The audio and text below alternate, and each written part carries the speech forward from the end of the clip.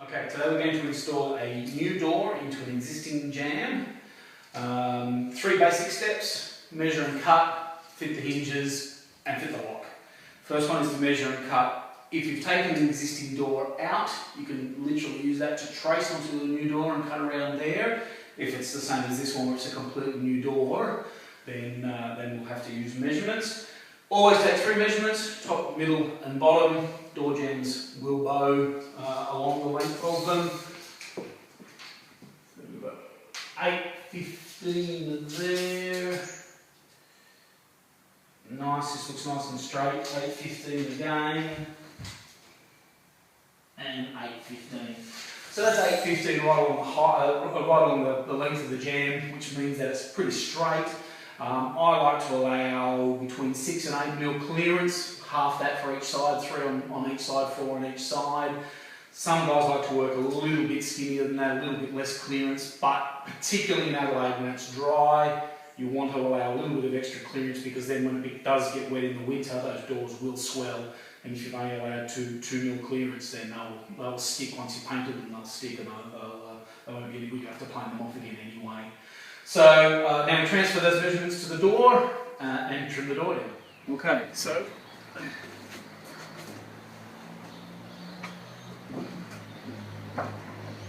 we brought the door outside to plane down, or to reduce the width. Now this thing here, I made these myself. They're very, very easy to make. Just come in. Basically, if you just have a look at this down here,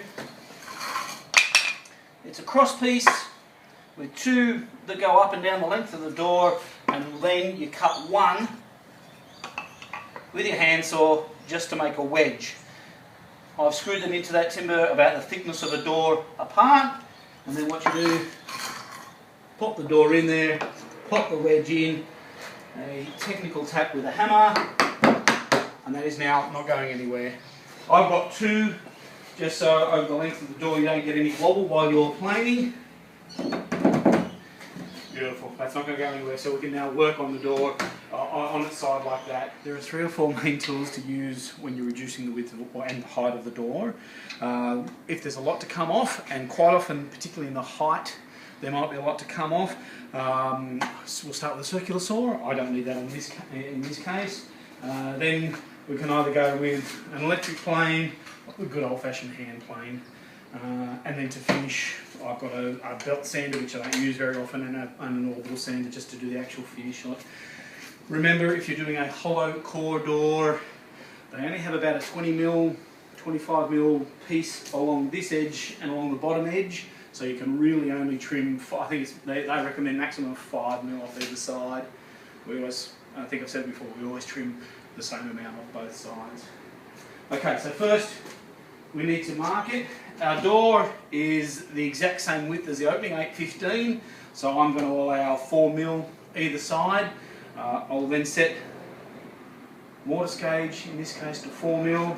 You can just do a simple pencil line all the way along there. We give ourselves a nice straight edge 4 mil, and I'm going to use the electric plane to reduce it to width. Okay, we've got our electric plane set, always with the safety gear, goggles and earplugs. And we'll do this, I've got it set to a depth of 1 millimetre, so we'll do about 4 passes, but we won't just do them blindly, we'll check after each pass.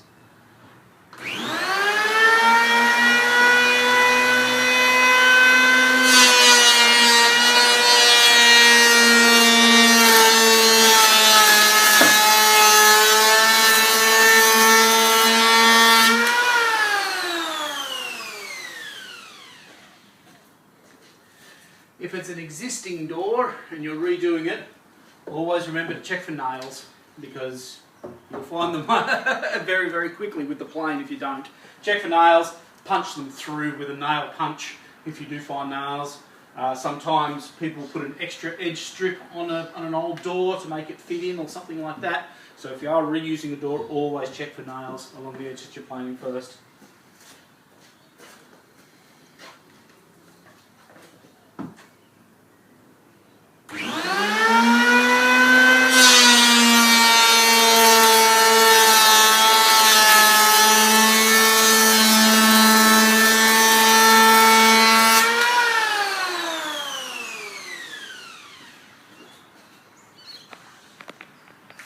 now planed this first side down using the electric plane.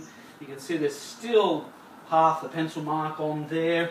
That's perfect, we're happy with that. Because that's a good plane, nice and sharp and everything, we don't need to give it a shave with the hand plane. If you use your circular saw, or if you're taking off bigger chunks with the plane or something like that, you may end up with a rougher surface, and that's where your hand plane comes in handy. So you just give that a nice shave along there with a hand plane. If you don't have a hand plane, then that's where your orbital sander will come in handy, maybe the belt sander. Have to be a little bit careful with belt sanders because it's very easy to rock and give yourself something that's not straight this way or on an angle this way. So now we'll flip it over and do the exact same thing to the other side. Okay, so we've done both sides. Width of the door should now be good. What we're going to do is the height. Now, with the existing door at this customer's house, they have larger rails at the bottom than this door does. So I want to try and trim more off the top than I am off the bottom. Now, I've laid the door down on the bench rather than on the wedges because working crossways is much easier than working down, and of course you can't stand the door up because you simply wouldn't be tall enough to work on top. So with the clearance for the height of a door, I generally like to allow 10 mil on the bottom, 5 mil on the top. In this case I'm actually going to take the 10 mil from the top though, so I can reduce the amount that I'm ripping off the bottom here. With 10 mil, I'll do a circular saw cut first, and then hand plane it to smooth it off. There was one other thing. What was the other thing? Oh, always check, and particularly with an older house, always check the floor level where the door is going to swing open. If it's an extension or a concrete floor or a floor on bearers and joists, any old house, particularly in Adelaide, may sink, which means your door, when it's in position, lovely and closed, has a nice gap across it. When you try to open it, because the floor has sunk, you've scraped across the bottom. So you do need to, and unfortunately you may need to take more off, which means you'll have a bit of a large gap. In this house the floors are perfect. They do have large gaps across the bottom anyway because there used to be carpet on the floors. So it's not going to be an issue here, but just keep that in mind with laundries and you know, rooms that may not have been, where they didn't quite take their time making them. You may find that they'll be out of level, and therefore you have to take extra off, even cut it at an angle to make sure that it will open all the way around. So we'll take 10 mil off here, 5 mil off here, just to minimise how much I'm taking off, and then we'll fit the hinges. So now we're doing the test fitting. If you look down here, I have my two measurable wedges that we used earlier on to hold the door in when we were planing it. They're just to keep it off the floor while we keep it in place. So that will then slide into place. You may have to keep those wedges in a little bit to bring the door up, or take them out to lower the door down. But you can see there, that's a nice consistent gap across there. It's harder on the jamb here. There is a good gap there. It does reduce as we go down, so we'll just take a little bit more off. I'll measure it shortly, but we'll take a little bit more off from that there down, just to get a little bit of extra clearance at the bottom there. Apart from that, that's fitted nicely.